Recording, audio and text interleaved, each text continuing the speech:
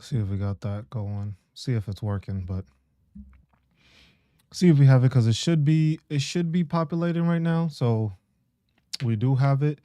Uh Welcome back in. This is the Veteran Awareness Project workshop. Today is just going over the CFR again some more. Had a couple of questions that people asked throughout the week on the post, and just gonna try to touch on those as best I can. There's certain there's certain questions that were asked basically that didn't have a actual there's no like root cause of answering it. So it kind of gets difficult because some of the questions is just like, hey, people are bringing them up, but there's no sure answer as to why certain things are happening. When it comes to it, one of the questions that was basically asked was why do claims take so long? And that is a tricky question to answer and a tricky question to get into because of the fact that the thing is good afternoon, Annette. There's a difficulty in placing why it is that certain people's claims take so long. So there's different instances, there's different reasoning to it, I guess is the way of saying it, because of the fact that it's just like you have different factors that go into it. So in the case of let's put it in the case of your claim, right? Some people, when they file their disability claims, they are fully claimed. They understand it to the full extent. They have a fully developed claim, meaning that they have all the documentation, all the paperwork, all the stuff that's within there. That speeds up the process when it comes to a person filing for their disability claims. That makes it a lot easier. It makes it a lot faster for a person to be able to obtain their disability claim in a timely manner. Now, there's different instances like the BDD program, which is the benefits delivery by discharge, but that's only afforded to active duty service members when they are on their way to transition out of the military. So that program is basically meant for veterans, soon to be veterans, to use, because you are going from 180 days out to 90 days. In that time period, that's when you have to file that disability claim in order to actually have it by the time you get out. So basically, most disability claims take about 6 months to process and stuff like that. That's on a timely manner. The only difference is that sometimes these processes take longer because of the fact that people don't do the correct documentation. They don't put the right information. They don't have the correct information that is actually assisting them in their claim. So if you are filing a disability claim through the Veteran Affairs, if you don't have the right documentation, that's grounds for it being kicked back. If you use the wrong form, that's wrong and it gets you kicked back. Having the VFW and the DAV does help, but they don't always do their due diligence. That's the thing that people need to understand. It is a free organization and they do a good job of assisting veterans. The thing is that you cannot rely on anybody else to take care of you.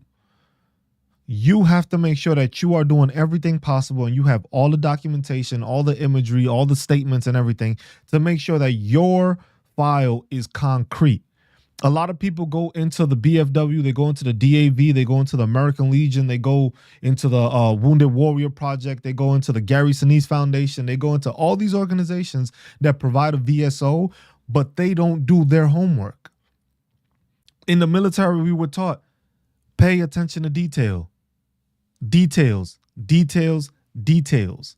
Most people don't do that. Most people just assume that a VA officer or VSO is just going to automatically do stuff for them. The same way in many instances, many people go, see, look, I can see I'm going to have contradicting stuff because there's going to be people that say, hey, my VSO was great. And then there's going to be people that say that my VSO was trash. The same way it happens with the VA. Some people are going to say, oh, the VA is doing good. Oh, the VA cuts ain't going to affect us. And some people are like, oh, yes, it is going to affect us, or it is affecting us. So it's always, you have that two-sided thing. But the thing is if you yourself are not doing the due diligence to take care of your filing, you're not doing anybody a favor. You're not doing yourself a favor. Because the thing is most of these things are instances where you could have done a better job of filing your documentation and you would have helped you. You would have been successful. It was just like people just think that they go into this and the VSO is just going to automatically do it. VSOs aren't doctors. Shit, we ain't doctors. Us as veterans ain't doctors. Most of the time, the doctors that we actually had misdiagnosed us with a lot of the stuff. And that leads to a bigger issue when it comes to claims. Because let's say you are filing a claim for a specific thing, right? But you were misdiagnosed the whole time. Because remember, on active duty, it got put into your record. That doesn't mean that it was actually recorded correctly. You could have had a back strain or a dislocated disc, and they could have just put it as a back injury. So when it comes into the paperwork and they start looking for said paperwork, it says back injury and not dislocated disc. So right there alone, that is a misdiagnosis that is in your record.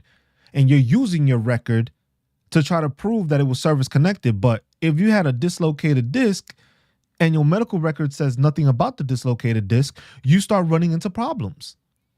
And that's why people need to make sure that when they're going through their medical record, you going through it line by line and notating everything. You have to be making a separation of these documents. A lot of the times veterans don't do that. What they end up doing is that they take their medical record and they just throw it in the claims process, throw it as evidence, and it's just like, if you didn't go and single out, because I tell people, if you're gonna file a disability claim, you need to make sure that you're going through your medical records and you're separating all these issues. You're separating if you had an ankle injury. Every time that ankle injury pops up in your medical record, you have to separate that. You had a back injury. Get all those documents separated and put it into a separate document. Create different PDFs of specific things that you are filing for, because then it makes it a lot easier for a VSO or a rater to understand, like, oh, okay, he's filing for an ankle injury. Oh, he submitted a whole document just on every instance of this ankle injury, because then it doesn't leave any doubt, because now you have all the documentation proving, oh, shit, this person did have this ankle injury. This is all the stuff he did, whether it's physical therapy, whether it's steroid shots, whether it's anything there, it's all on ankles. Now you have the difference of, hey, you did it for your back. Same thing. You went and took every single instance where you had a back injury, physical therapy, you tweaked it and you went and got seen, or you went to the chiropractor and all that stuff, and you have all that notated. Now you have it all under your back. But most people go under the assumption that you have your medical record and they just put it in there, it's going to automatically show up. Or just like people tend to forget, it's in chronological order. It's not on categorical order.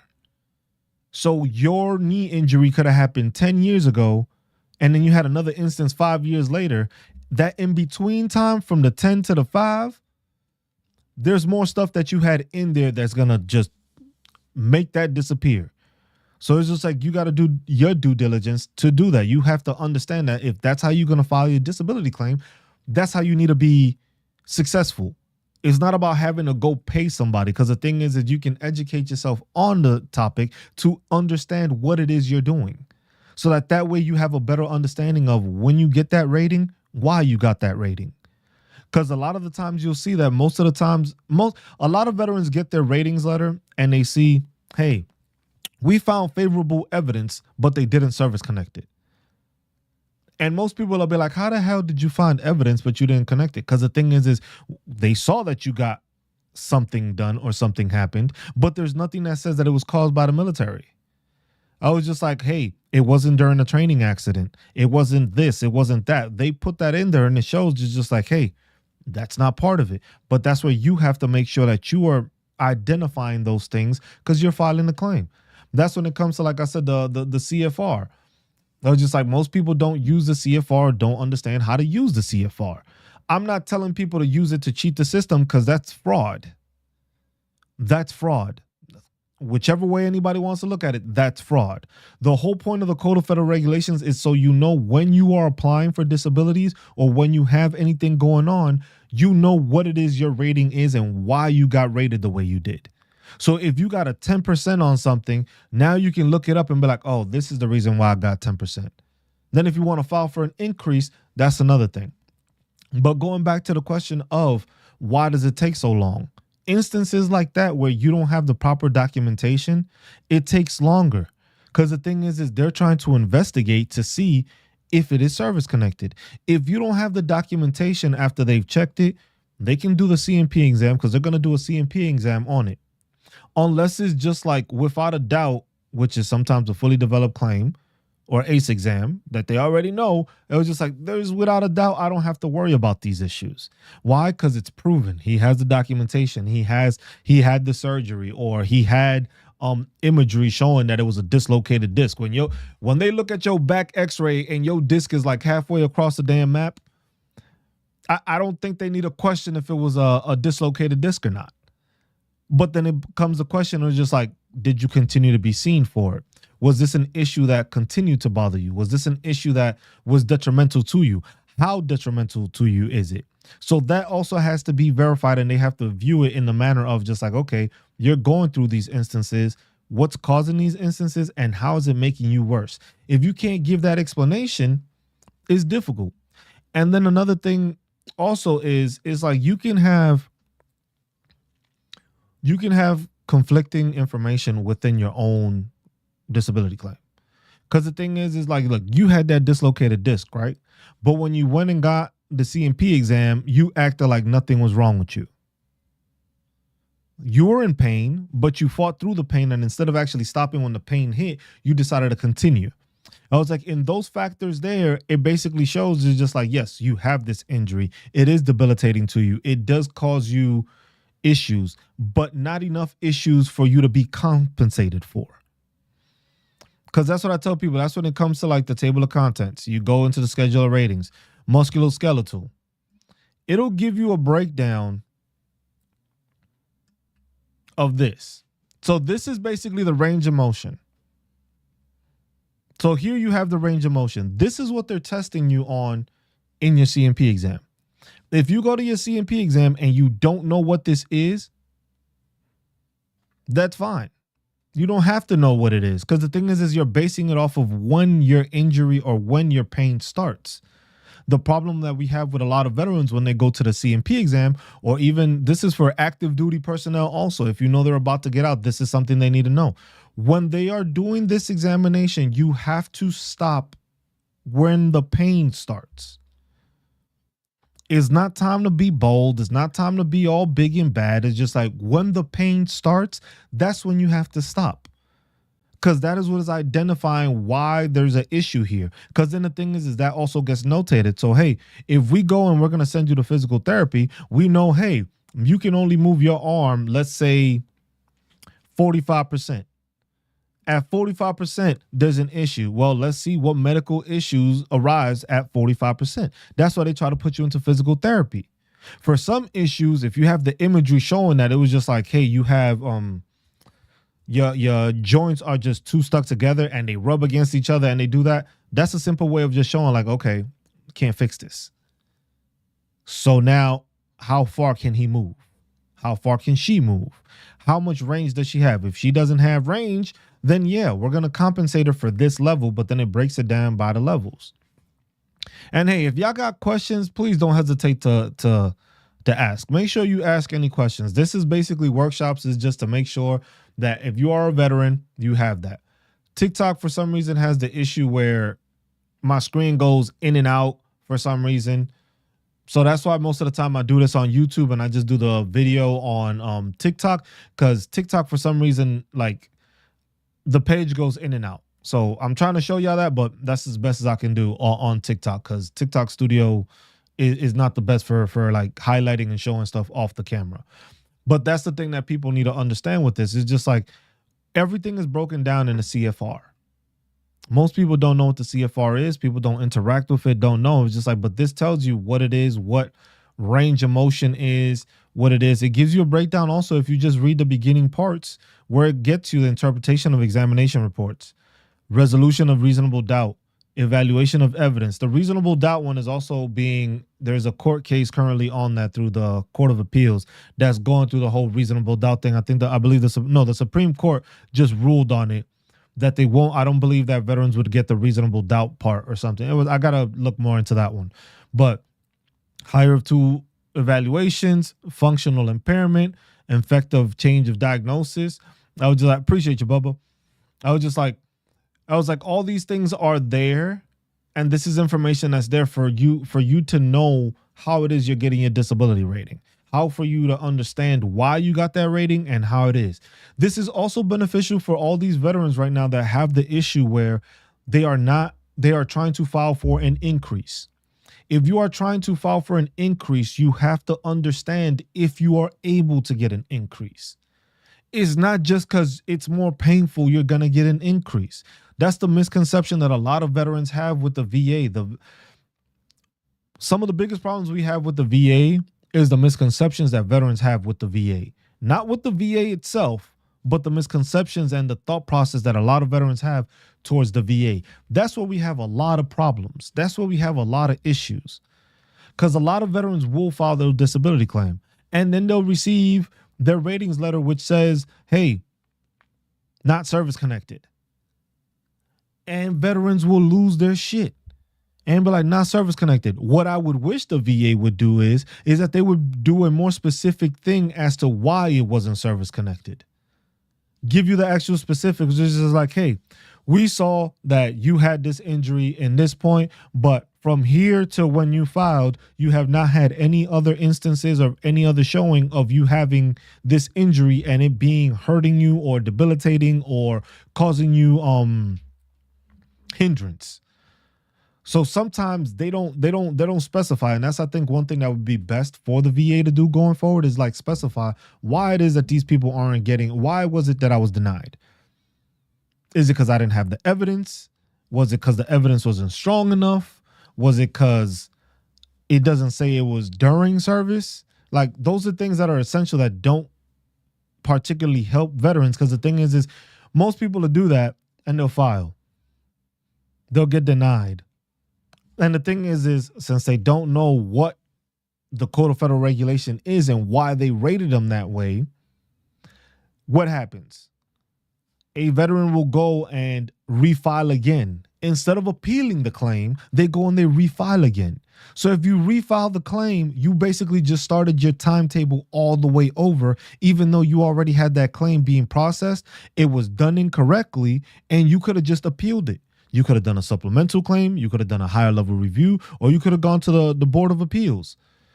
3 different instances that could have been used, but most people don't know that, and they get stuck in the fact that it's just like, oh, this is all I can do. Well, I got denied. Well, I'm going to go get paperwork again and I'm going to do it again. That's a misconception. That's where a lot of veterans also lose out on that back pay.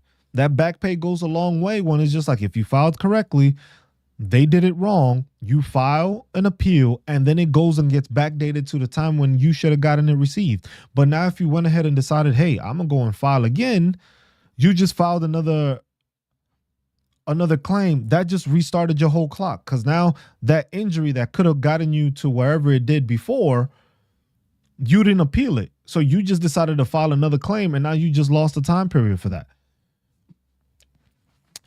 Question is, let's say, I should be able to highlight this on thing. Let me see if it highlights it.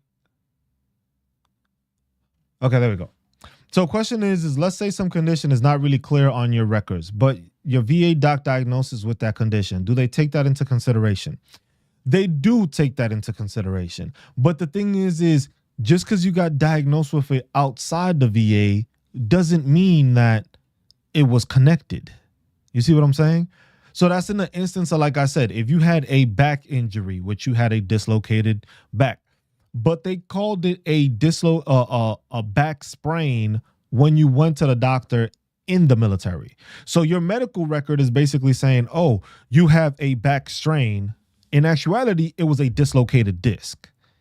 That makes it difficult because now it's like, hey, when they look and evaluate you, it's just like, oh, well, you had a back injury. Nothing says you had a dislocated disc.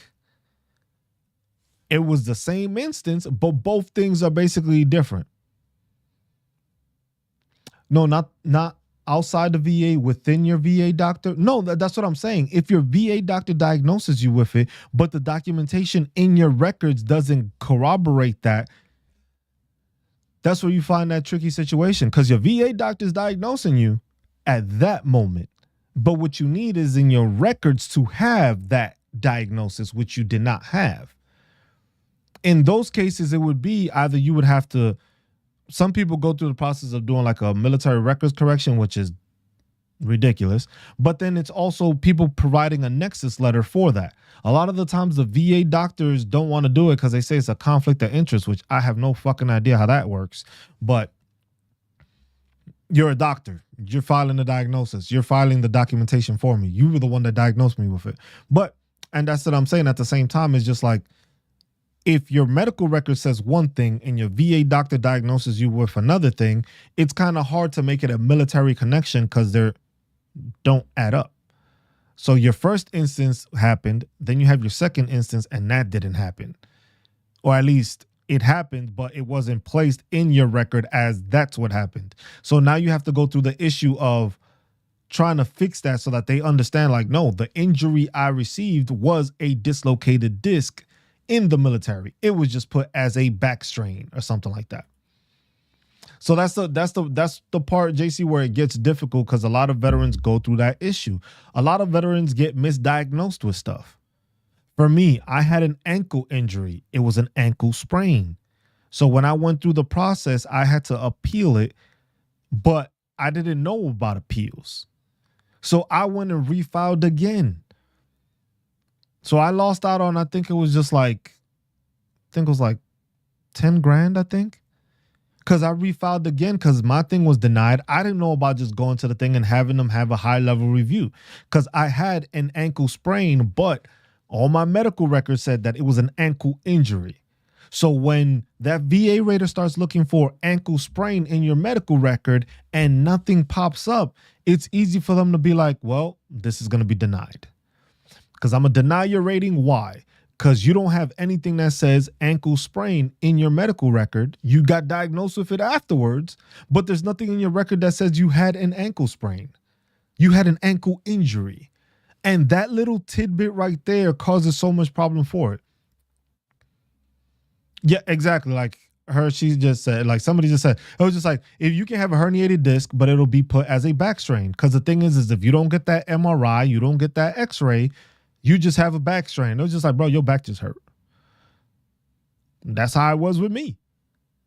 I had a dislocated disc. The only reason I went and I was able to get tested was because I showed up to the clinic and I was just like, look, man, my arm just went dead. I was playing PlayStation and my arm just went dead. Like it started just dying on me. You imagine playing like Apex or Call of Duty and you in there and then all of a sudden your hand just dropped and you holding on to the control with one hand and you looking at your other hand like, what the fuck just happened?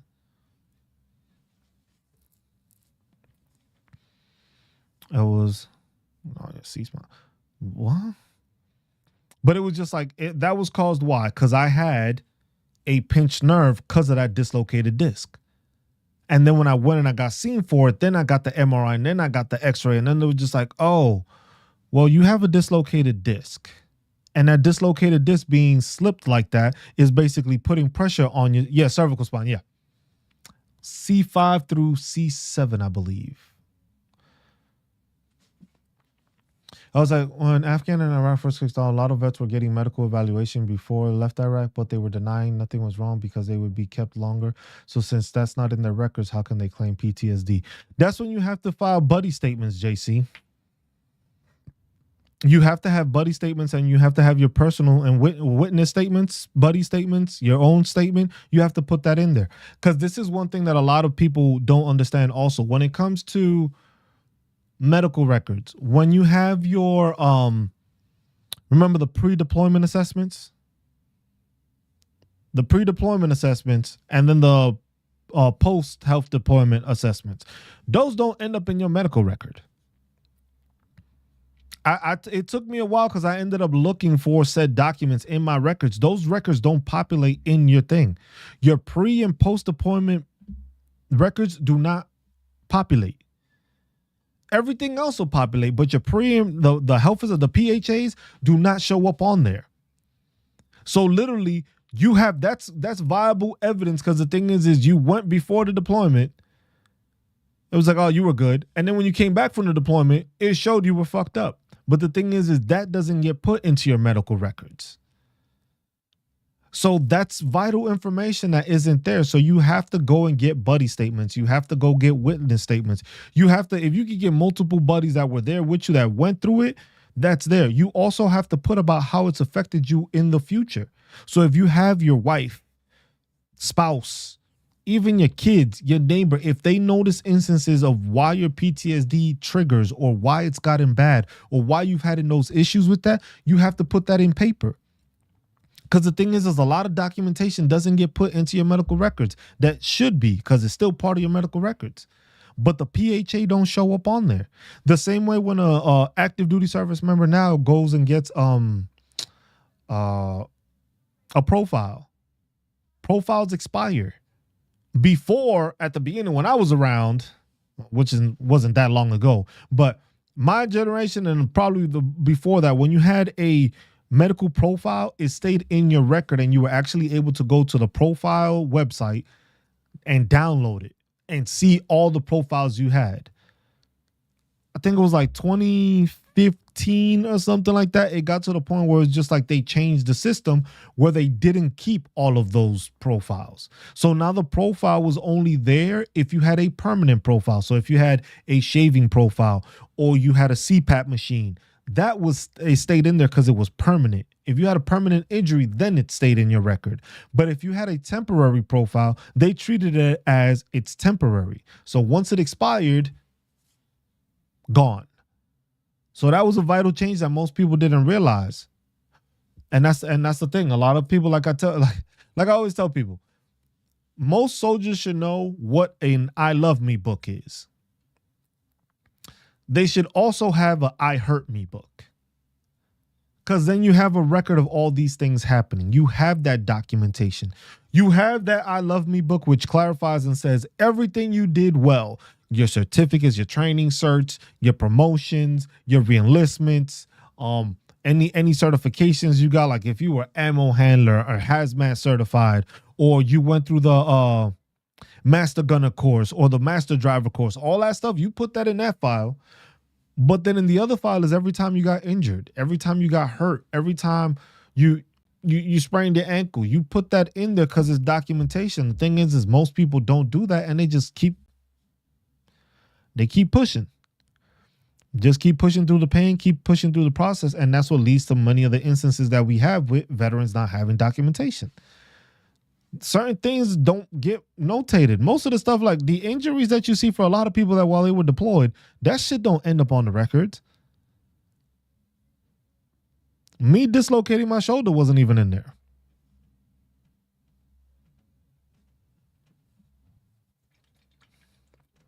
I was just like, I had fucked it up before the deployment, and then during the deployment, I fucked it up some more. That shit wasn't in there. They had the first instance, but they didn't have the continuation having it, but I still got seen after the fact. Because the shit didn't set in right. I wasn't going to have no surgery for no shit like that. And then I ended up getting steroid shots and stuff like that. So it was also a continuation of therapy or trying to get better, which a lot of veterans failed to do also. Because the thing is it's the thought process of this happened to you, right? What have you done since? You got injured in 2012. It is now 2025.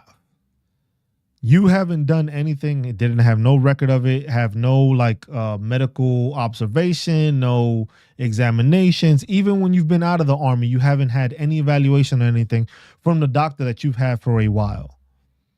But at the same time, people just put up a nexus letter, and the nexus letter sometimes just operates and does the same thing and suffices to do that because it's like, hey, without a doubt, this dude had this injury and he got it at this time period, and I've been seeing them since said time.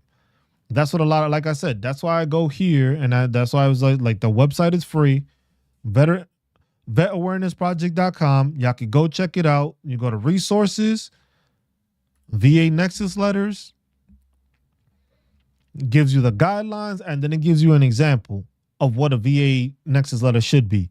Because a lot of the times people don't fill that out either. When they try to propose it and they try to submit it out, they don't have that information. So a Nexus letter can help you with your disability claim. But if you don't know what you're doing, you're going to give it to your doctor and your doctor fills it out incorrectly. It was just like, that's a big issue.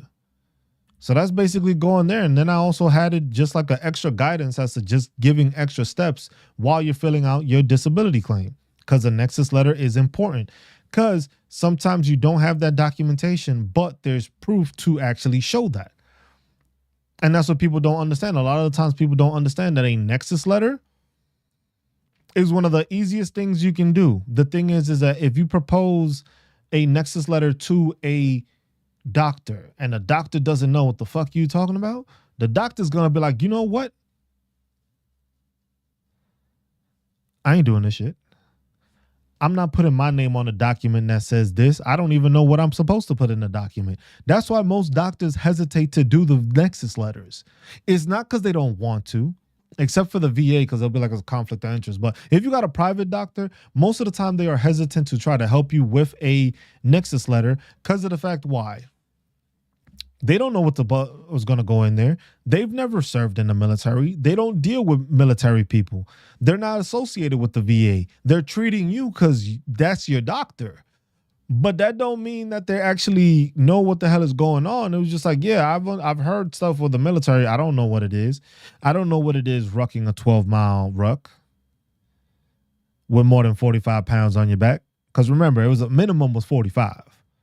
But if you had a 240 and you had the fucking ammo cans and all that stuff, you were lugging a lot more weight than you should have been lugging. They don't understand that. They don't understand that that contributes to back issues. That contributes to the degenerative disc disease, because you're putting a lot more strain on your back doing a 12-mile ruck. And then that's the other thing. You did that 12-mile ruck, and then 2 days before, you just did a 7-mile run.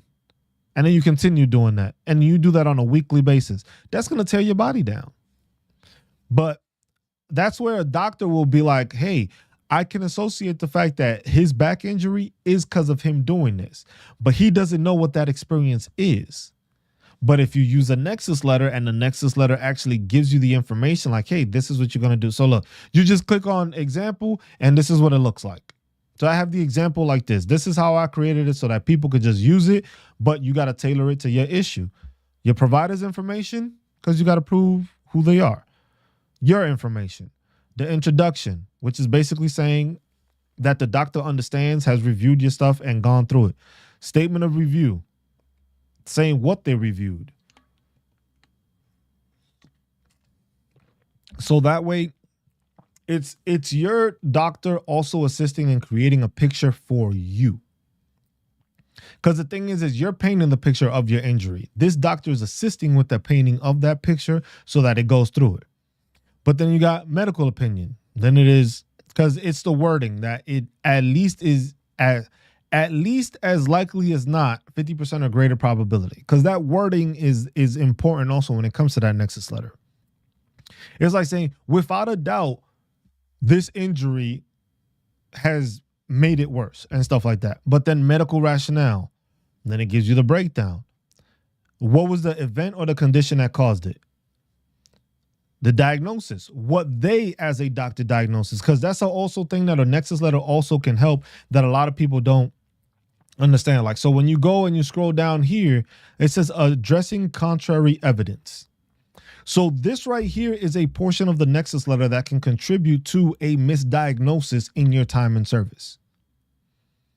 Because the thing is if they just said it was a back strain, but you had a dislocated disc or a herniated disc or a bulging disc, a slip disc, whatever the case, this can have that your doctor saying like, well, the evidence that was shown here has this. He's had signs of this and this, whatever the case, however they explain it, that's how you'll get that information in there. And that's how you get that in your record. Because now the nexus letter is explaining like, oh,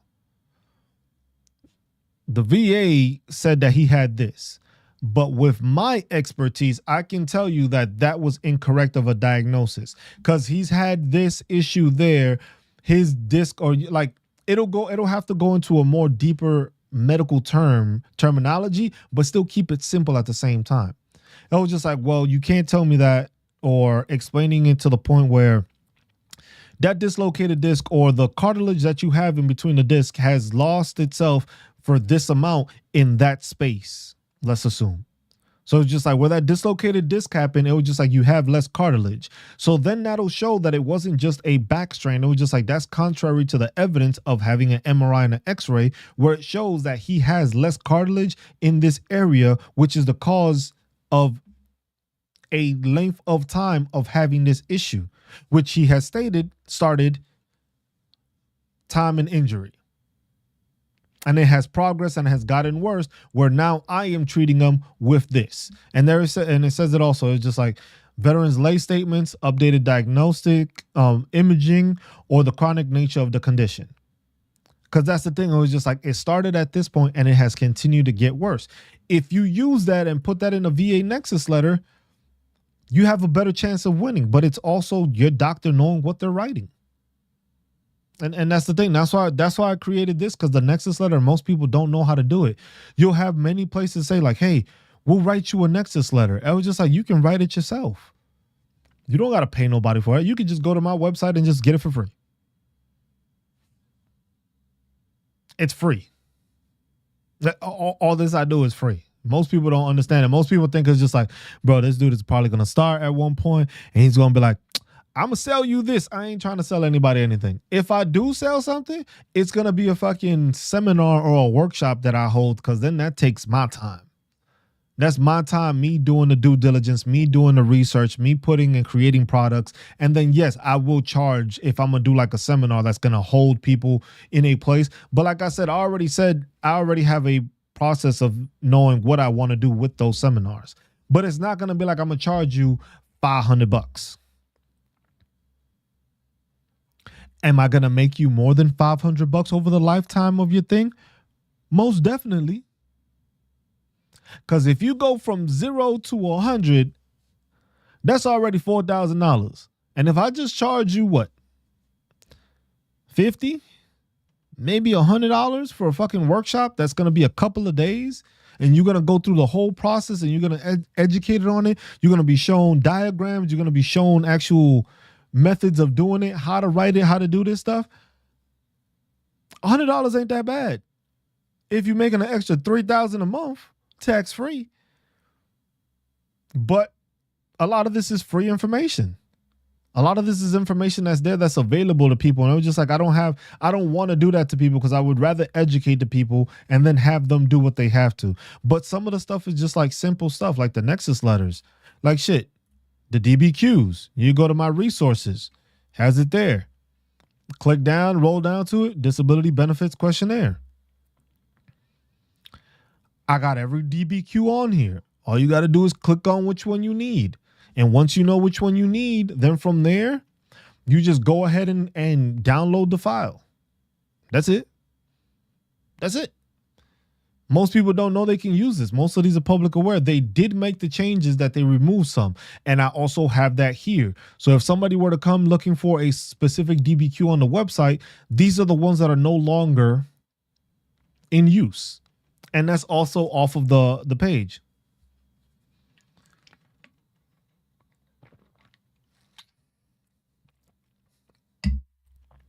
The thing is Rosemary, if you were denied for, the thing is it was just like, did you have the documentation? The website is Vet Awareness. Hold on. Vet Awareness Project. Why can't I type? That's the website, vetawarenessproject.com. Everything on there is free. All the documentation, everything is there for free. Any resources. It's something that I'm working on and building up. There, I will say there is a donations page, because the donations helps me keep the website running, because you still got to pay for the website. You still got to have it operate. So as people click onto it and stuff like that, I have certain links or promotional and affiliate links on there. If people want to buy something from Power Director, which is an editing program, or if they're looking into buying a PC or something like that, that's there for you to click. But that's the only way. That's the only way I add to the resources, because I don't get paid for this. So all the stuff I do is just basically because I want to make sure I'm helping vets.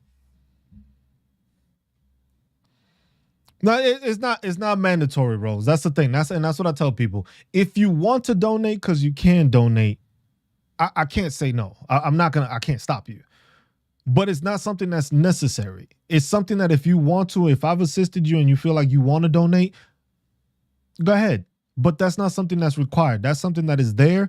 And as I keep on working on the website, once I'm done with fucking school, once I'm done with school, then the website will be built about, there will be a lot more being added to it. But right now, I don't graduate till May. Once I'm done in May, I will be able to have all my mental resources that I have available, and it'll go into just this project and building this stuff up. But that's the thing. It was just like, that is just information that's there. I was just like, resources you could check. There's pages that are being built, VA forms. If you're looking for a VA form, you could go to the website also. The website is there for you to have VA forms to be able to find. Because a lot of the times, most veterans need a form, have no idea where the fuck to look for it. If you go through the va.gov site, it doesn't even give you like a listing directory. It is literally, which that's something I want to add here, like a drop down thing. If you know what you're looking for, it'll take you to it. But it's like most of the time, what's up, Monica? It was just like most of the time people don't understand that. Look, a lay in witness statement, that's VA form 21-10210. All you got to do, hit download. It'll show you the document.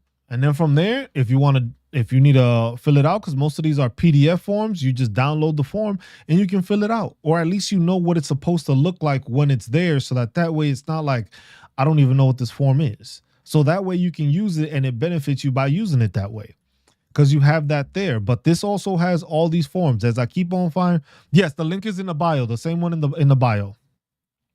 Oh, just like all these forms are forms that are used.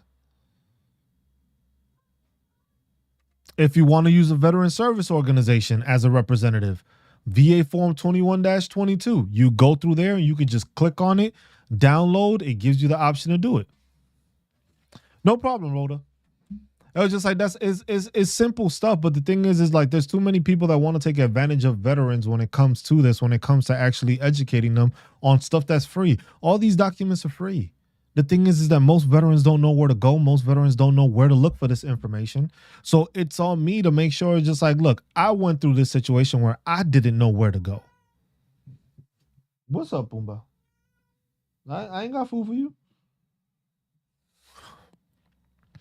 I was just like, cat. I'm sorry. It was just like, it was like, these are things that are there for people to understand. Most people just don't know that these documents are there. Most of the time we don't get taught this. A lot of the resources and a lot of the benefits, which is one of the other things I want to put in here, is that through the resources, I want to be able to put veteran organizations and have a list of, hey, these are the people you can go to if you need assistance in whatever the case may be. You'll go there. States benefits. That one is going to take a while, but that one is going to be a page where it's just like, hey, you will find all the resources for your state, because most veterans don't even know the availability of the stuff they have within their own state, which is a big issue. That's a bigger issue right there. It says it here, workshops every Sunday, 12 noon Central Time.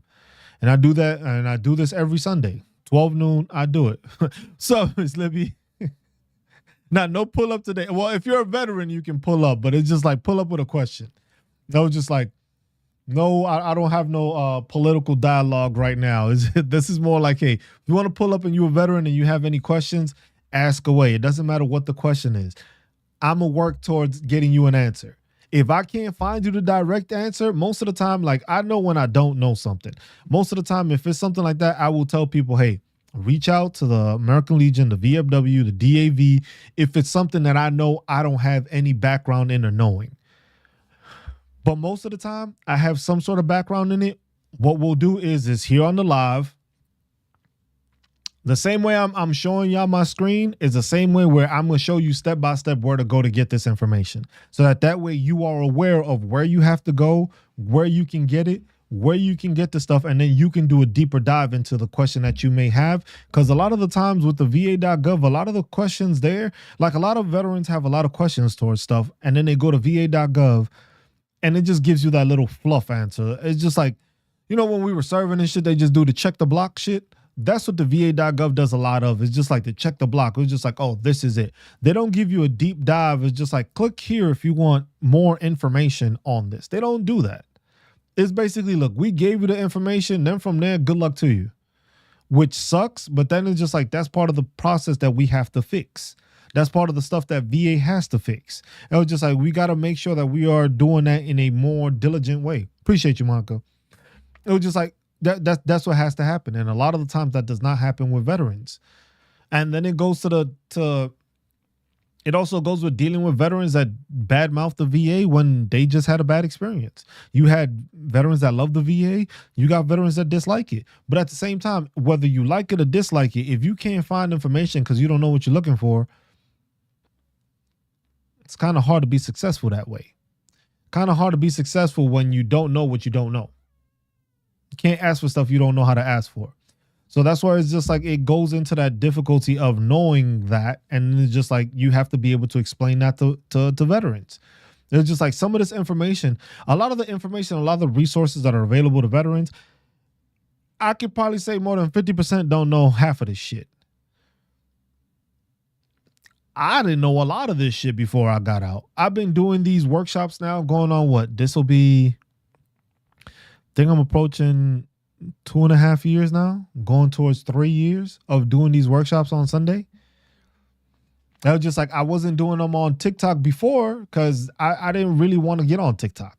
But then it was just like TikTok pushes me out to more people that are veterans or active duty a lot easier than YouTube does, because YouTube will push me out to people if they are searching for it.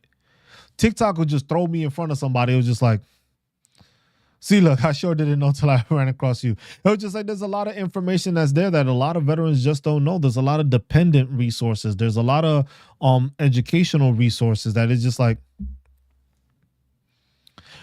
Rosemary, the thing is like a lot of people need to understand that it's just like, it's your documentation.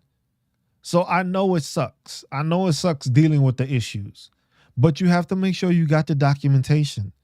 You have to make sure you have that therapist or that counselor or that psychiatrist that has all that documentation and aligns with what you're saying. Because with that, that's also a nexus letter or DBQ, because the DBQ has it for what is it? I think does it fall under neurological?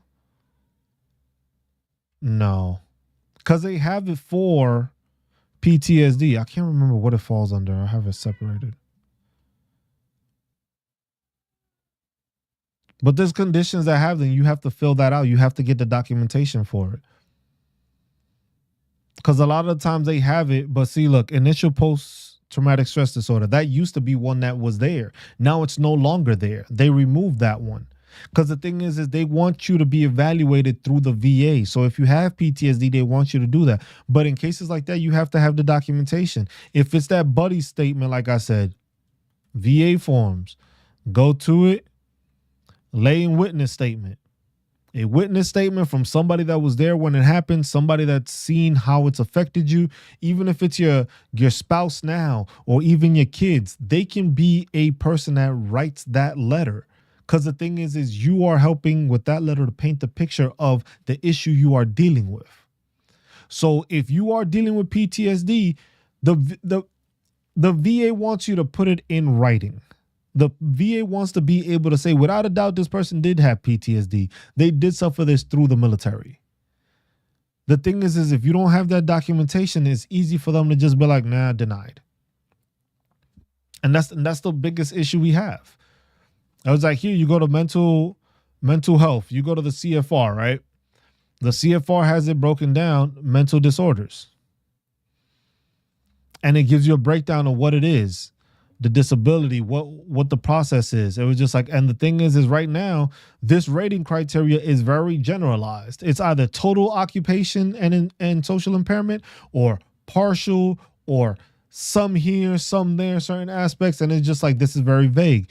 With the changes that they are proposing to the mental health evaluation, that will most likely end up helping veterans, because there's going to be certain criteria. It's going to be 5 different domains that they go off of. I did a workshop on that. I think it was like 2 weeks ago, that it was like breaking down what the proposed changes are for the mental health evaluations for the CFR going, what they were proposing. Now, this is what they proposed. That doesn't mean that that's what's going to actually be put in place.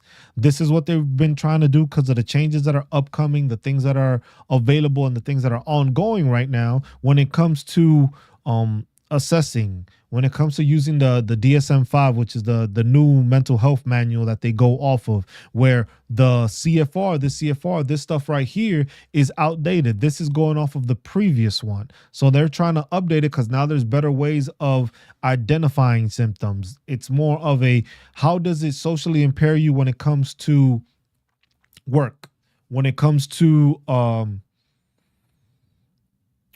like being social, when it comes to different aspects. That's what they're trying to see, and then try to see how to evaluate you in that manner.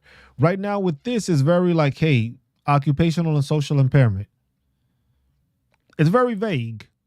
It was just like, you have certain things, but the thing is do you have those certain things documented? So if you have issues where you have disorientation of time or place, do you have that recorded somewhere showing that you have that disorientation where you forget to do stuff?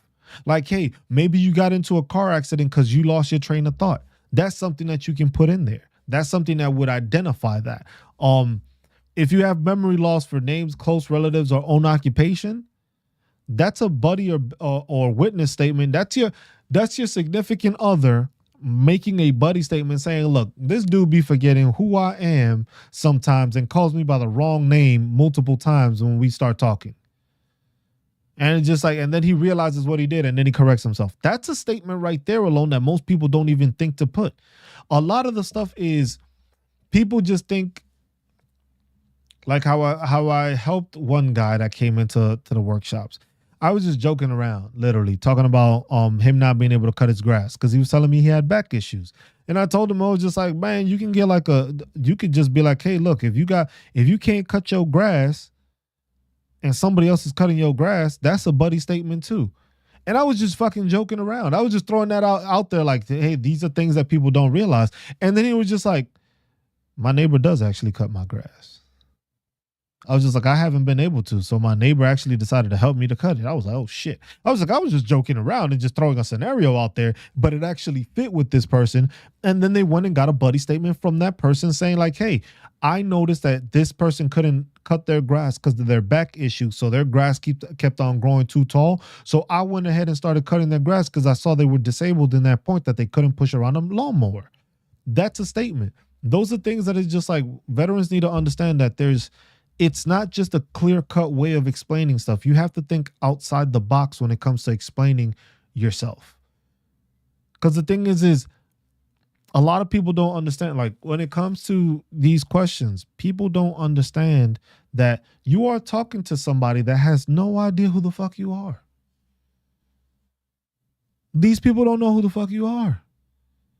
They've been seeing fucking packets of people for weeks. They don't know who you are. It was like when they see Cruz, it was just like, okay, Cruz. Now I got to look at all the Cruz's shit. Now I got to figure out what's wrong with Cruz. If you don't got the identifying information in there, hey, you might have somebody that's fucking lazy. We got lazy people all across the job in all different fields. But if that person was lazy and you didn't do your due diligence, it's that easy to just be like, denied. I ain't find shit. They didn't specify shit. And all that stuff gets put in there, and that's how people end up losing out on stuff. It was just like documentation and attention to detail. The same attention to detail we had while we were in service is the same attention to detail you have to put into your disability claim. You have to look at it as the point of, if you have your disability claims, you need to be able to hand it. This is what I tell everybody. If you are filing your disability claim, you should be able to grab your packet and give it to somebody that don't know you and put it there. See, look, I appreciate you, Airborne. Airborne says, keep up the good work, Cruz. Printed out like 50 pages worth of forms. You keep me moving, brother. Hey, Airborne, I appreciate hearing that. That's what I'm glad to hear. I'm glad to hear that I'm assisting somebody in doing what they need to get help, to get assisted, and to take care of the benefits that they earned. It's like, that's the whole point of it. All of us earn that shit. There's nobody that didn't earn it. All of us earned it. We served in the military. We all earned these benefits. It's the fact that most of us don't know what they are or how to obtain them. So it's just on me to make sure to educate people on doing so that they learn what it is, where to get it, and how to do it. But at the same time, like I said, if you got your paperwork and you hand it to a random person and they can't tell you, damn, Cruz, you fucked up. You ain't doing it right. You just not. You're not doing it right. If somebody's looking at your stuff and they have no idea what the fuck is wrong with you after they look through the whole thing, why would a VA rater be able to do it?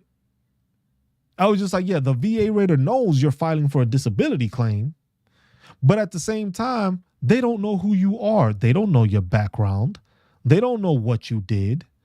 They don't know what your MOS was. They don't know what units you were in. They don't know how many times you deployed or where you deployed to.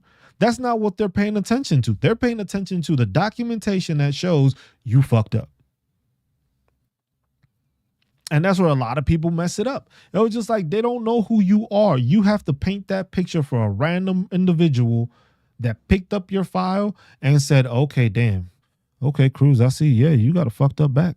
Yeah, I see the bulging disc. He got the x-rays, got the MRI. Okay, that's there. Oh, ankle injury. Yep, I see all the physical therapy. Yep, I see that shit too. Migraines. Yep, he's on the medication on there. Okay, cool. Back injuries. Yep, and he still got that bulging disc. Looks like it's getting worse. I was just like, yeah, and he got degenerative disc disease. Okay.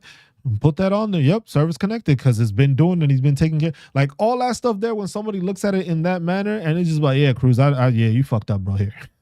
All right, VA Raider. I found everything that you need to prove that this person is at this position or this percentage and stuff like that. Once you look at it like that, it's just like, oh, okay. But if you giving somebody your form and they have no idea what the fuck is wrong with you, even after looking for it, he said, when are we going to run? When are you going to run for something so we can vote you in? I don't know. I don't think I think I have the ability to be into politics, but at the same time, I'm too passionate and I think it might consume me. That's a hesitation part. That's where I hesitate. That the thing is I'm so passionate to help people that it's going to consume me. And I don't want to be consumed by something that everyone doesn't want. I was just like, that's why I do these, to just educate people, because I know some people don't want to be educated. Some people don't want to know. People don't want to know about this. Some people don't want to learn about the things that are beneficial to them. Some people think it's a detriment to know certain things. I just try to help as best I can. It was just like me running for office or any kind of office. It's just like, yeah, I know I can do change and I know I can help.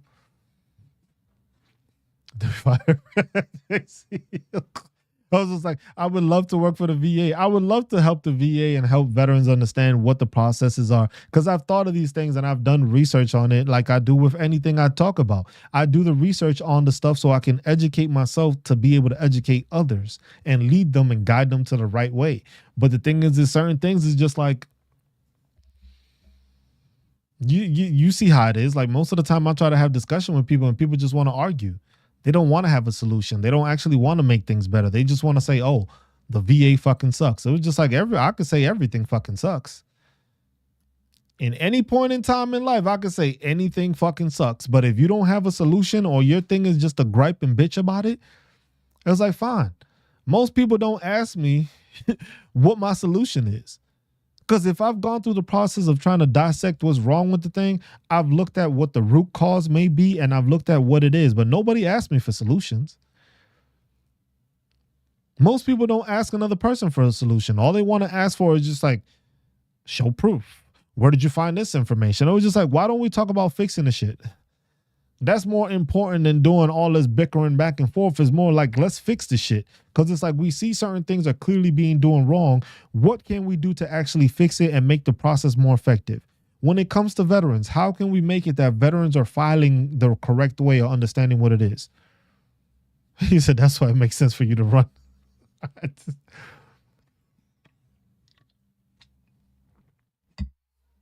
That's what it is with the VA. Is just like there's certain things. It's just like me going through the process, me observing the process, me talking to other veterans, me understanding what veterans have a problem with, listening to what their issues are, listening to what they think could be better.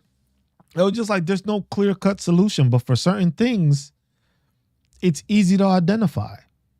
It's easier to fucking have veterans have less time waiting on disability claims. Why? If you actually teach them how to do it the correct way. If you teach them how to read their medical records, how to diagnose the stuff or get the correct diagnosis or file the right disability claims with the right forms, that makes a big difference, because a lot of the times there's people that don't file the stuff correctly. And when they don't file the stuff correctly, it's just a waste of time. And it's incorrect. But it's just like, hey, you submitted your shit and then you got denied because you didn't do your due diligence. For some, they didn't know any better. For some, they just wanted to be ignorant. For some, they just thought it was just going to happen. I can't control that. It's a lot of instances like that people don't go through. This is just like, this is available. You also got this, the M21-1, which is the resource that's used by the Raiders that explains the stuff. Compensation, CFR, it goes through it, gives them the documentation that they need, and it goes through it and it gives a breakdown of what it is. Explains what the dominant hand is and explains all that stuff. That's information that's free that people can use, that it's available to them. They just don't know where to find it. And this one is, hold on, I'll put this in the chat too, copy. I don't know if it'll let me. Sometimes it lets me put the links in, but that's the M21-1. If you're going through there, you can search around and do some digging around and just find information. Same thing with my website. It's not fully made, but it has the stuff in there. Yeah, M20, hold on, Airborne. So that right there gives you a breakdown of the information. There's an education service, manuals, quality assurance, but this is more for them to do their job in the correct manner, but it also allows you to see that. Like claim processing, administrative issues, you can click on that and it gives you the different things. Regional processing office, foreign training, all that stuff. And it gives you an in-depth analysis on a lot of this stuff that most people don't know, but it's like they don't pay attention to it because it's not their level of stuff. Complete medical examination of injury cases. And it gives you a breakdown, painful motion, schedule ratings for it. Painful motion. Like some of it is redundant because it doesn't really give you a lot of stuff.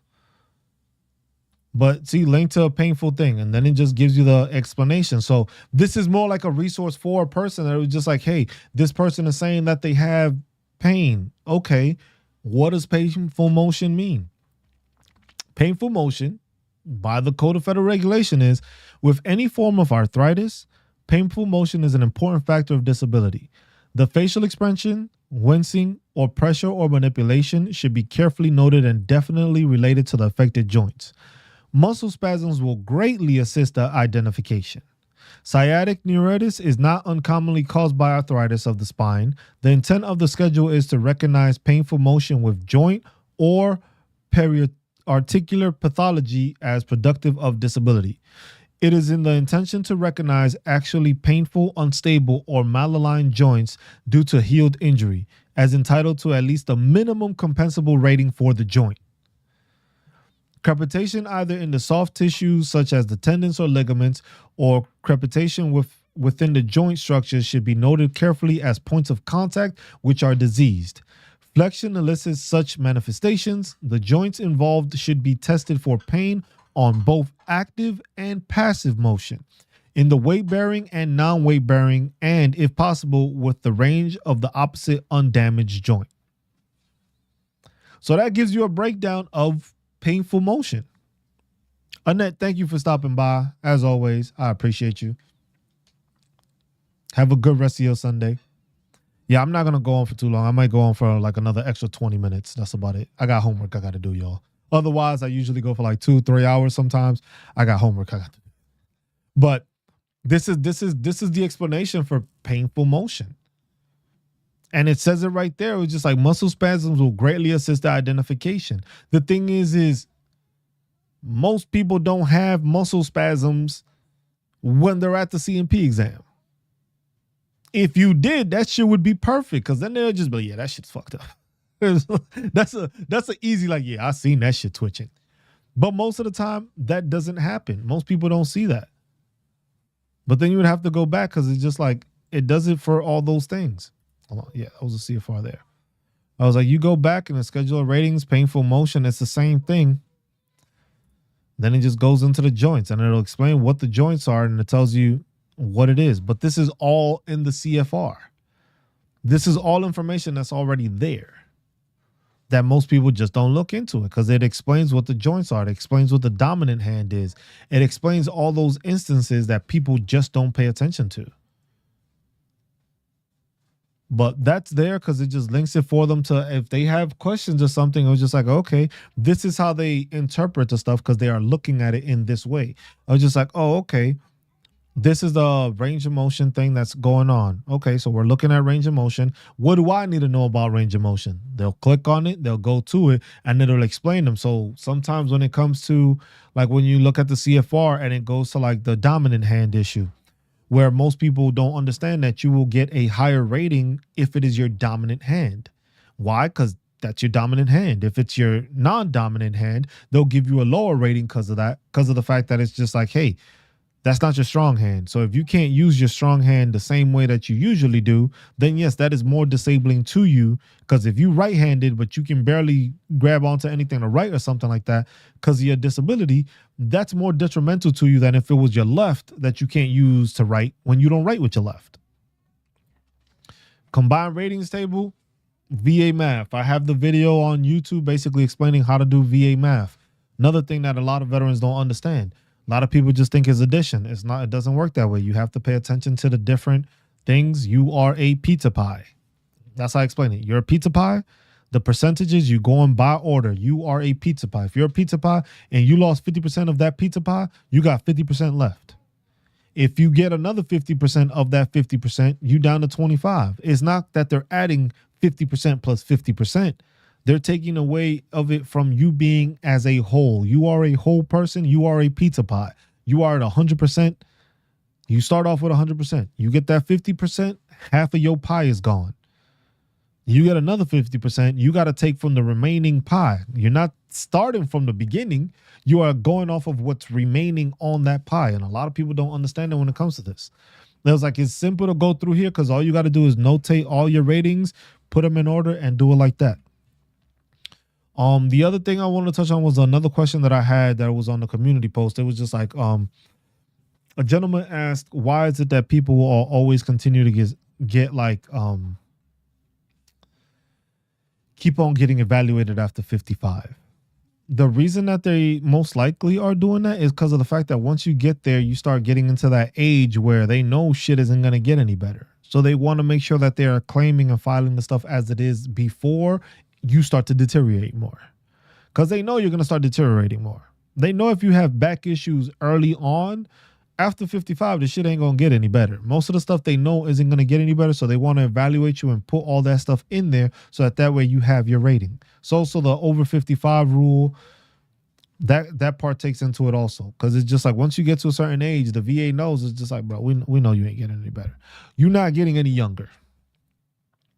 And they understand that. So that's the stuff that it just has to be processed, and people need to understand that in that manner. Those are certain things. It's just like, but this here, CFR, Code of Federal Regulations. If you don't know about it, you need to learn about it. If you are on active duty, you need to learn about this also. If you are a veteran, you need to learn about this also. Why? Because this helps you. This is just a portion of it where most people don't understand. Aid in attendance requirements for SMLC. So for SMLC, I've had somebody that's come in here. What you definitely need is you need at least one disability that's at 100%. You have to have something that's at 100% in order for them to go towards SMLC. So one of them is like totally disabling. And then from there, So if you have the PTSD increase from 70 to 100%, that if once it gets to 100%, you should be able to file for SMCL, or they most of the time do that shit for you. Most of the time when they have that increase, when it comes to like the aid in attendance and stuff like that, most of the time when they identify you of having these issues and that you fall under that criteria, they just push that along through it. So if your increase is going from 70 to 100, I would just inquire about it, because that 100% is going to cause that, is going to basically trigger the SMCL. But you have to be able to actually get that, have the documentation. Like I said, depending on who you're dealing with. Because if you went through a VSO most likely will understand that and then just continue that process.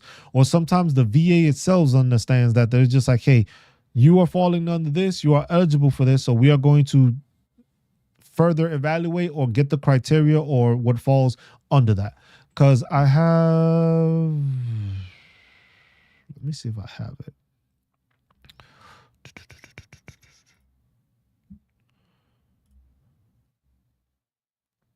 This is for SMCL.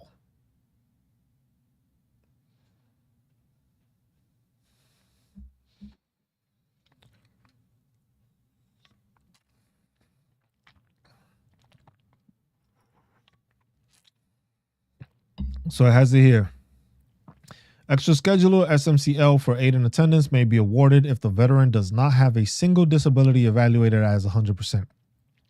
So that's the criteria. Yeah. So McNasty, you would have to wait to get that 100% because you need that 100%. In some cases, how it says it here, no, extra scheduler SMCL for aid in attendance may be awarded if the veteran does not have a single disability evaluated at 100%, regardless of the combination, and the disability is so severe as to demonstrate the need for aid in attendance.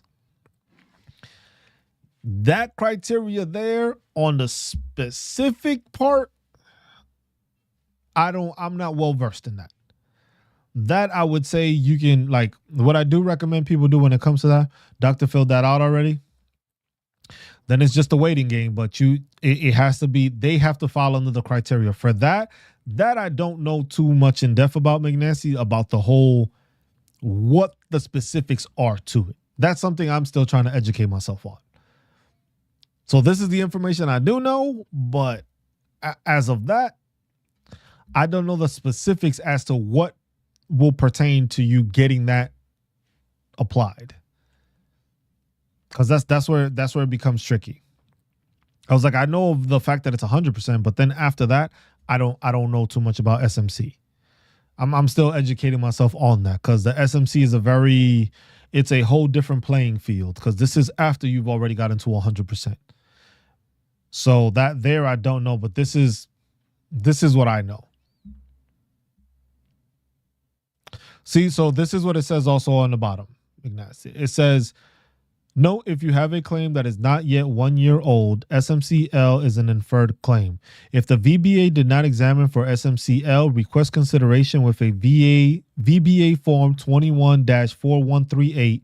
If older than 1 year, file a VA form 2152EZ for SMCL and SMC1. Include a VBA form 21-2680 from your provider for faster processing.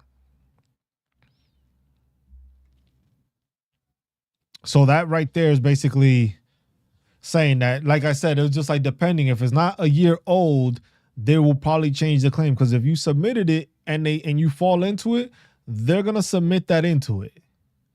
And like I said, if you already have it and they filled it out, you're probably waiting in the process for it to be increased and show that. You have to wait for that process to play out. And then from there, they will probably just switch it over to SMCL because you fall under the criteria.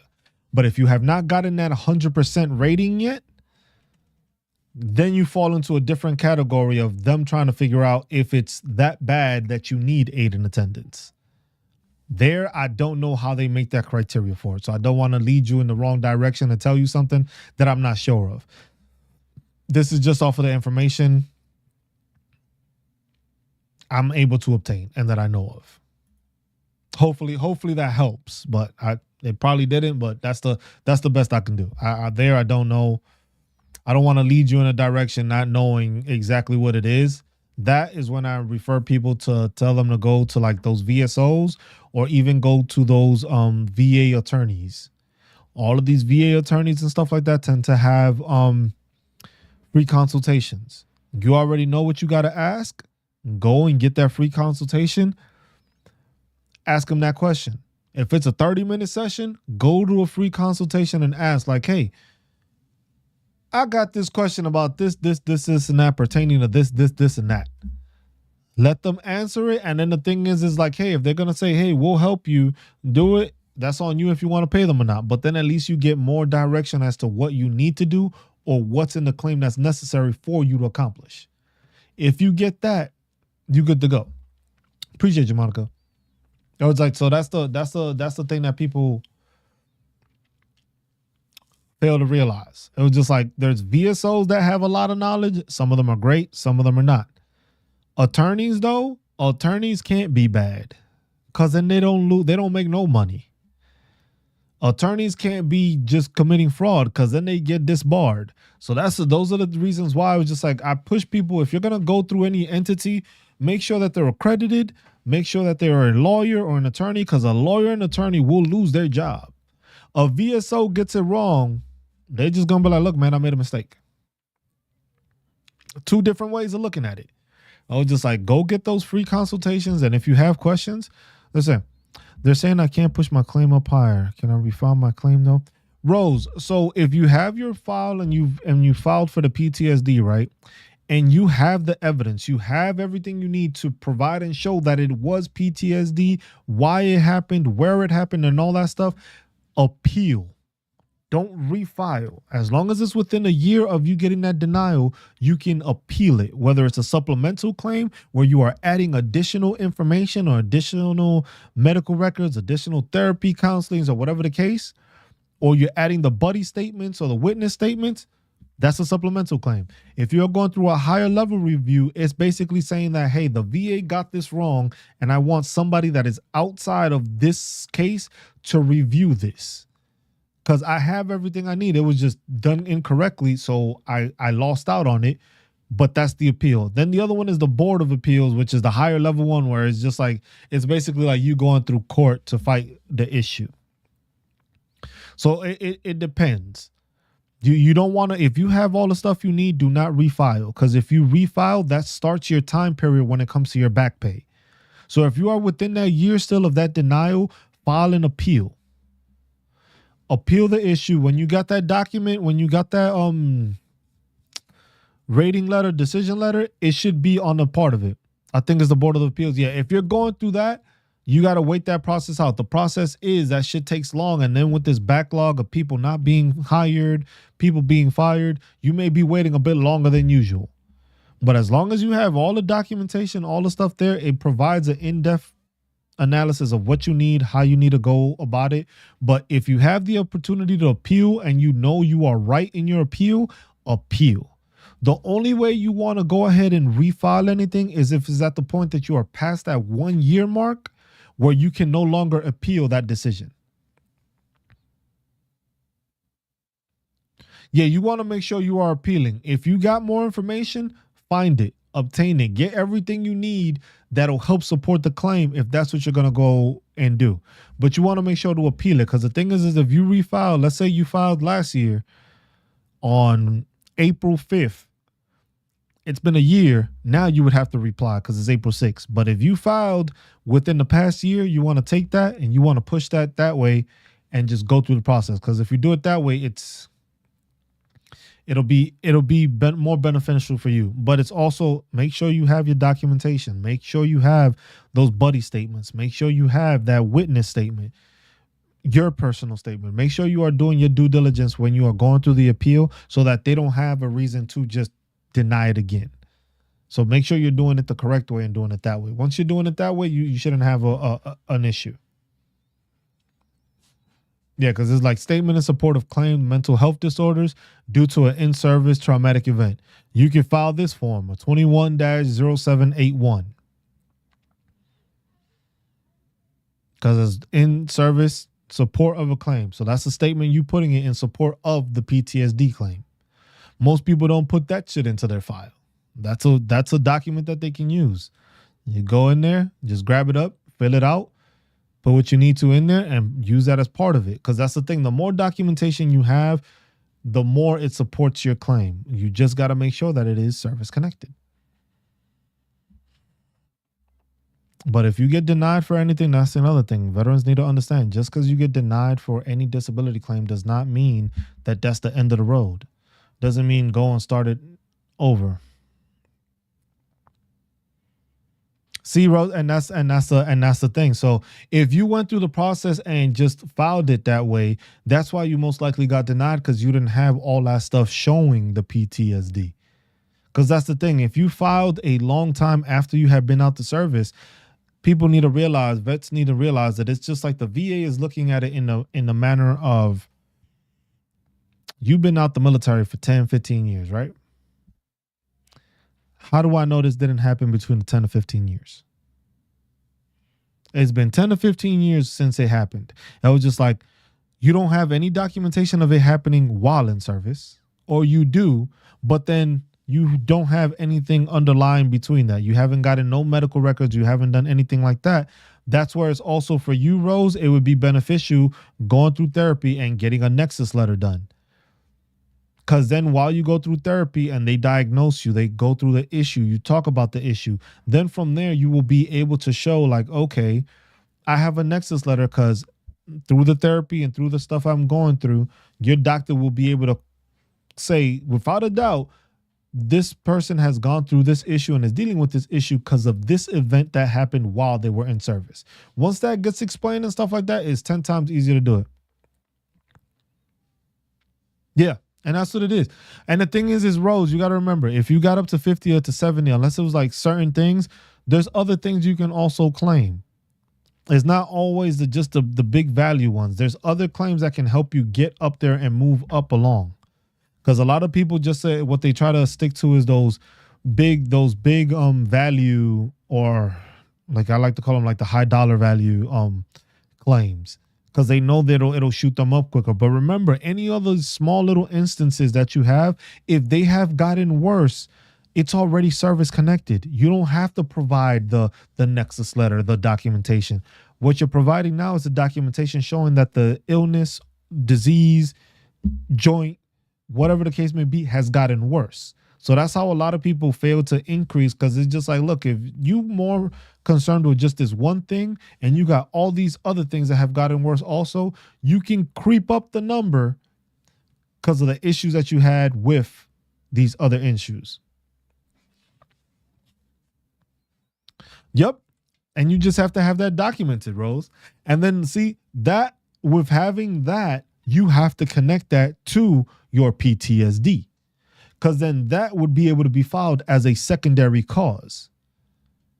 Because basically the PTSD is there, but now you have a secondary cause that you have that, and that is also a claim.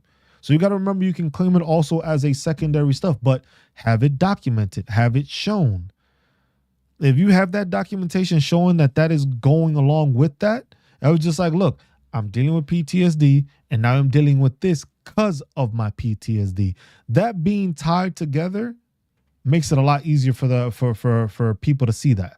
Makes it easier for when you go and do your file for them to understand, like, oh, okay, this is how she got this. Because the thing is if you just filing for one thing and not connecting it, then it's just like, oh, how did you get it? I was like, was it because of this or was it because of something else? Yeah. I was just like, when you do it like that, it was just like, but that's the thing. When you do it like that, they're going to look into the file. They're going to look into the documentation. Like I said, if you have a buddy that was there with you, can corroborate what it was. It happened at this time. I know, look, and I'll tell you this. Dealing with the PTSD issue is one of the hardest things you are going to do. Because you're going to have to relive a lot of that shit. You're going to have to recount a lot of that shit. You're going to have to explain a lot of it. If you have to, write the shit down. There's nothing wrong with putting it in a notebook. Write the stuff down so that you have everything that shows what it is. And then you can put that into your statement. A lot of the stuff is going to trigger you. I'm telling you that now.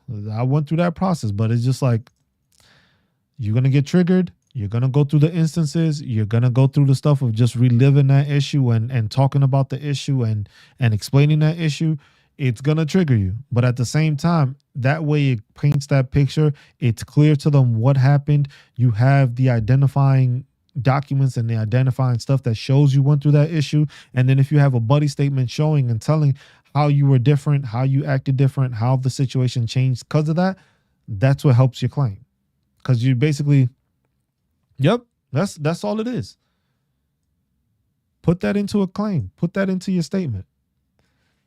Yeah, trust me, everyone. I went through the process. I know it triggers. The thing is it sucks going through it, but at the end of the day, it's something that'll help us. And that's where I think a lot of veterans failed to realize that. A lot of the times it's just like, yeah, we deal with PTSD on certain things. We have to go through it because it helps us with acknowledging and understanding what our triggers are.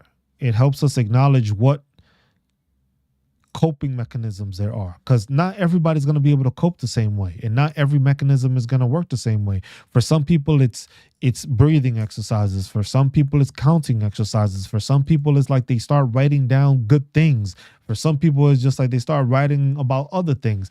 It was just like, it sucks going through the process, but at the same time you're getting assistance, and then you're going to be compensated for it. Compensation isn't going to fix the issue. Compensation doesn't fix PTSD. And that's what I think a lot of people don't understand, that they don't understand about military service members. If they are dealing with PTSD, just because you're getting paid don't mean that shit goes away. That shit sticks with you forever. That's the shit you have to deal with going forward for the rest of your life. People don't understand that. Those are the issues that people don't understand when it comes to PTSD. So it's like, if people don't serve and stuff like that, they don't understand because it's not a visible thing. Most people think it's a visual imagery of you have one leg or you lost an arm, and people don't understand that somebody was there when that person lost that leg. Somebody saw that person lose that arm. That's not something you see on a regular day basis. When you see it in the movies, it's like, oh shit, that's crazy. But when you see it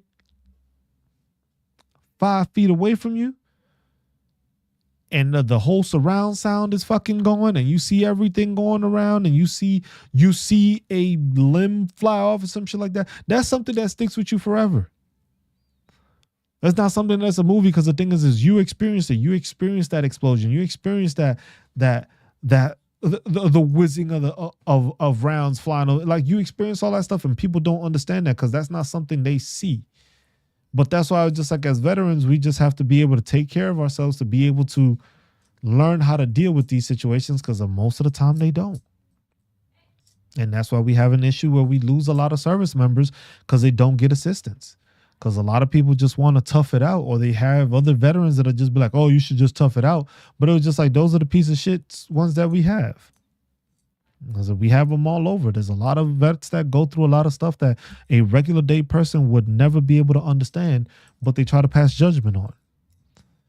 So it's just like, that's the thing. It's just like, we got to be able to take care of each other, got to learn from each other, got to be able to do these things so that people understand that it's just like, PTSD is not something that is a visual aspect. Sometimes you see the visual aspect after the person gets triggered. And you see a person in a whole different way after you've seen them this way. It was just like, this person was a happy-go-lucky person that you saw all the time, and something fucking triggered them and they fucking lost it. And then you're like, holy shit. You're like, what the fuck just happened? Like, this person just went from, this person used to be happy all the fucking time. Something happened. This dude just started losing his shit. But those are the things that people don't understand. Those are the things that people need to, that they don't associate and don't pay attention to. And that's the thing that people need to realize when it comes to PTSD. Any mental health situations, it's not like people walk around with a damn lit up sign like, hey, I did, I think I did that a couple of weeks ago, when I was just like, nobody yells out in the fucking street, I got PTSD, and they proud of that shit. Nobody does that. Nobody runs around saying, oh, I'm fucking depressed, and they're excited about it. Nobody does that. There's identifying factors, but there's not a fucking lit up sign that depressed. There's nothing that shows your feelings above your head all the fucking time. It's just like, I was like, yeah. And that's the thing. It's just like, different things trigger different people. The thing is you don't know what it is. Because for some people, it's smell. Some people, it's the fireworks. Some people, is hearing an explosion or something that sounded like an explosion, or hearing something that looks like a fucking gunshot, something like that. Things like that trigger people, but we don't know, and you can't tell. So it's just like you have to identify those things. Yeah, and that's the thing. That was just like people don't understand that, and those are the things that people need to associate themselves and understand that it's just like a lot of things trigger. It's not just fucking talking about the event. It could just be other things, but you just make sure you are prepared. Write the stuff down so when you go into that mental health evaluation, you speak on the things. Like shit, I forgot a couple of things that were I could have mentioned. I could have pushed up my fucking mental health rating higher. But there was things that my mind blocked out that I didn't think of till afterwards. So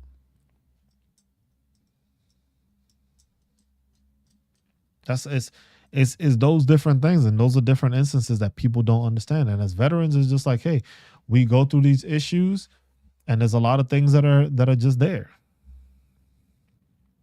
I was like, but that's mostly how it is. A lot of veterans don't understand that. But yeah, that's what it is. Just make sure you're putting the stuff in writing. Make sure you have it notated correctly. Make sure you have people contributing to those factors. Make sure that those buddy statements explain what happened, explain what their point of view is, so that way you are giving in a different point of view of what happened, so that they understand. Because like I said, VA raiders don't know who you are. A VA raider has no idea who the fuck you are. They keep on seeing claims weekly, shit daily. They don't know what you went through. They don't know the example of it. If you went and saw something like that and you just said you dealing with PTSD, but you can't elaborate on it, well, a lot of people deal with PTSD that they don't elaborate on. People got PTSD that isn't associated with being in the military. Some of them do, some of them don't. But that's stuff that you have to understand and have to be able to explain. Like I said, it's going to be a tough time to do it. It's going to be rough going through the process, talking on the thing, explaining like, oh, you're dealing with this, you're dealing with that. It's going to be difficult, but that's going to help you get help. And that's also going to help you get the compensation you deserve for it. Because that's not something that you fucking went into the military looking for. I was like, I didn't join the military to leave with PTSD. Everybody joins for their own reasons, but nobody fucking joins to leave how some of us have left. But at the same time, that's why it's just like, that's why the website says it there, guiding veterans to the benefits they earned. Because most veterans don't know that they have those benefits. Most veterans don't know they can go get mental health. Most veterans don't know that there's so many resources that assist with taking care of you as a vet. And that's the one thing people need to realize and need to pay attention. So, but I'll end it on that note. As always, if y'all have questions and stuff, the videos are always on YouTube. All my workshops are all on YouTube. It's a whole playlist on there. If you have anything, I was just like, look, you don't have to listen to the whole thing. You can put the shit on fucking fast forward and try to get information, because a lot of the times I jump around all over the place depending on questions that's asked and stuff like that, or when I'm talking on a particular subject. Most of the time I don't even try to put different chapters or something like that. New president of Congress or something. We'll see, Monica. We'll see. After this degree is done in public administration, it gives me the ability to do so, because then I have a background in policy and stuff like that. So, but it's just like that's the thing. Just like, be good to one another, take care of one another, look out for one another, love one another, and stay marvelous while doing it, y'all. This has been another session of the Veteran Awareness Project Workshop. I appreciate everybody that contributed. I appreciate all the gifts. I appreciate everybody that's a member on my YouTube channel. I appreciate the team members on TikTok. Appreciate all the gifts and stuff like that. I appreciate y'all, and I can't even say it enough. Yeah. So I appreciate y'all. Y'all take care. Like I said, every Sunday I do pop-up ones every now and then that is just like veteran focused. If you want to, best thing would be subscribe on the YouTube channel, put the notifications there, because that page is just strictly for veterans. No matter if you're Republican, Democratic, Independent, that one is just strictly for veterans to ask questions, learn stuff, learn resources, use resources. That's what the YouTube page is for. TikTok, y'all see what I be doing. So as always, I appreciate y'all. Y'all take care, and I will see y'all on Sunday or sometime within the week if I got time. Or y'all see me back on TikTok arguing with ignorance. But besides that, you have a good one. Peace.